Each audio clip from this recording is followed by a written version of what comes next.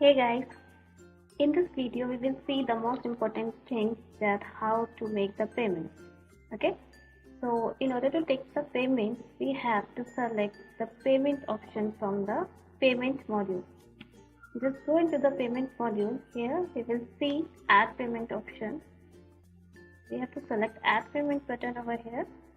On clicking add payment button we will get a screen. Here we have to search for the member.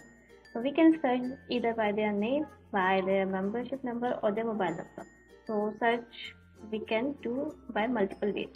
So let's see, we have to take the payments from member Jitesh. Then once the member has been selected, add payment item option will be enabled. Then we have to select here. For example, we are going for the EMI for the month of April. Add this button. So payment item has been added now.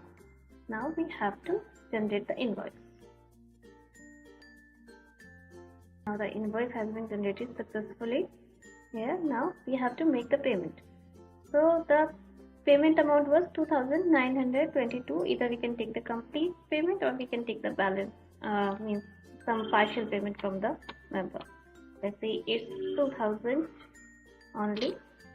So system will show the partial payment and rest of the balance the system will show. Here you can see that paid amount is 2,000 and the balance amount is 922. The same will be reflected in our reports also. So this way we can take the payments from the members. Thank you for watching this video, and for more video you can subscribe our channel. Thank you so much.